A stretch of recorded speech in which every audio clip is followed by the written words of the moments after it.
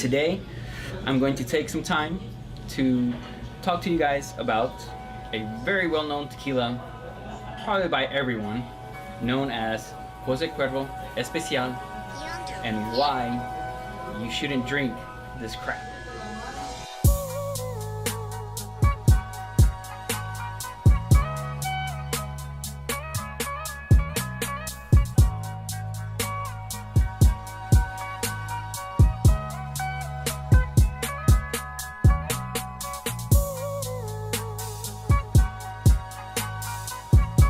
Hi guys, and welcome back to the next episode of Tequila Tuesdays with your host, Javier. And today, I'm going to take some time to talk to you guys about a very well-known tequila, probably by everyone, known as Jose Cuervo Especial, and why you shouldn't drink this crap. So, to begin with, whenever I have people that come in to dine in at the restaurant and whatnot, they'll ask, what our margaritas are made with, and this and that. They'll ask, typically the most right off the bat tequila that they always mention is Jose Cuervo Especial. And they'll be like, oh yeah, I've had tequila, didn't really like it, So I ask, okay, well, what tequila was it? Do you remember? And a lot of them, 9 out of 10, will always say that what they had tried the first time was Jose Cuervo Especial. And as soon as I hear that, I'm like, whoa, wait a minute. Then chances are that you have no idea what a good quality fine tequila actually is.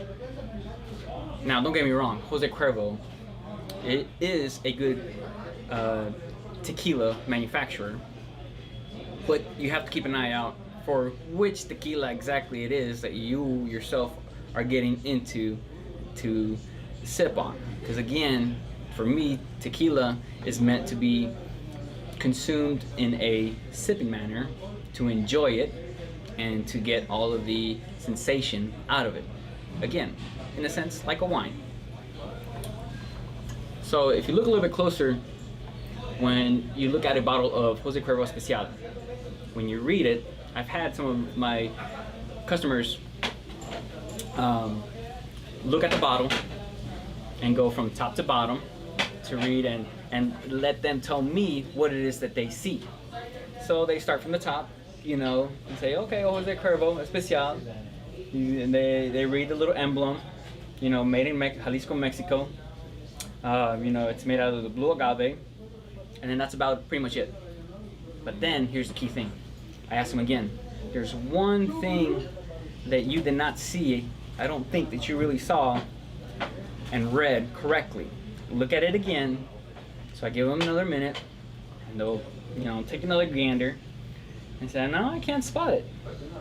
Well, right there in bold gold letters, it says made with blue agave, and underneath, gold tequila. Now, some folk, especially if they don't know, a good tequila or how tequila is actually made, will say, well, hey, it's made with blue agave. I've always heard blue agave is, the best of the piña to use. Well, yes, it is, but so long as you use 100% of the piña itself. Now, what most people don't know is that Jose Cuervo, when it comes to the Cuervo Especial, they don't use the entire piña when they distill and make the tequila. And by law in Mexico, the only percentage that you actually need to pass the tequila, so to say, test and be able to call it a tequila is actually 50% of the agave plant. So long as you use is half of the agave plant, basically, then your alcohol can be considered a tequila. And that's one big thing that a lot of people don't know or are aware of, So I took it upon myself when I started getting into tequilas and whatnot to figure out why exactly is it that this particular here tequila, it doesn't taste the way that other tequilas taste. And in a sense, this here tequila makes to be a okay, what I like to call a well tequila, and a lot of you guys know what a well tequila is, and I think that's kind of the twist that Jose Cuervo was going with it when they were making the Cuervo Especial. So you get a bottle or a shot, and you smell it. Right off the bat, there's something different to it. If you've ever taken the time to actually smell other tequilas and get that full aroma and sensation into you, this one is going to smell a little bit more like alcohol and whatnot. And if you were to actually taste it or throw it back, like some people tend to do, that thing is going to burn. And it's going to burn because they are not manufacturing this tequila in a way that it is meant to be sipped on. This again, I think Cuervo was going with the way of making it a well tequila that everybody could get their hands on, and mix in a cocktail. So if you want to mix a cocktail and you're looking for a well tequila, then Cuervo Especial is okay. But I would not sip on this tequila for my life if it counted on it to survive at all.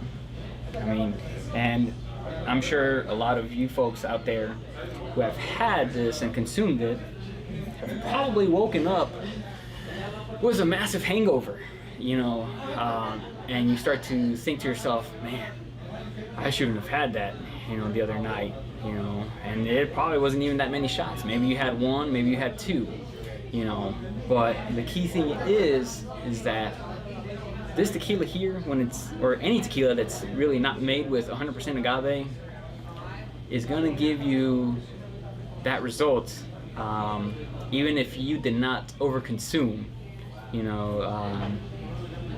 a way of just sipping on a drink or so. More than not, it's going to give you that massive hangover or a headache the next day.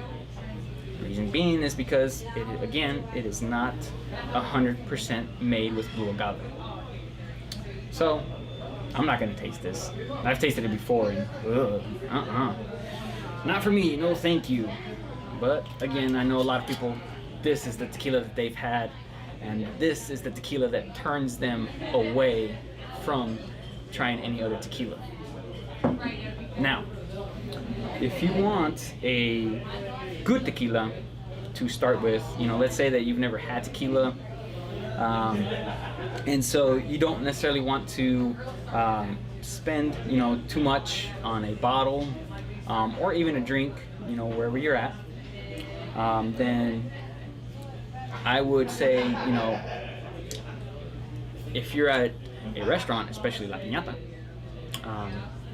and you want a shot of tequila, but you're not familiar with tequilas, so you want something simple and basic, then I would recommend the Jose Cuervo Traditional. And right off the bat, you can see right here in bold letters that it is 100% made with blue agave. Now, I think that's kind of like the twist that Cuervo was going with into when they named this traditional, because this here bottle of tequila was actually the traditional way that Jose Cuervo makes their tequila. So I'm pretty sure that's why they named it, tradicional. Now this is the reposado. They also do make the traditional in silver form for any of those that like a silver. But the reposado again is a really good smooth tequila, and it is aged for a few months in oak barrels. to give it that bourbon-esque type of flavor. Also, when you open it and you smell it, I mean, right instantly you get that nice smell and aroma. Like, wow, this actually smells really good. Whereas if you take a bottle of Cuervo Especial and you smell it, you're like, ooh, And the other thing, there's a big difference. If you look at the bottles closely, in the color of the tequila itself, you will see that this one, the Cuervo Especial, is more amberous, darker, whereas the traditional is not. It's a little bit lighter. Well, that's because this one here is distilled again to give it that lighter color and also bring that smoothness out. So, traditional Jose Cuervo is something that is up my alley, that I could very well enjoy in the manner of how I like to enjoy my tequilas, and just sip on them, or even taste them.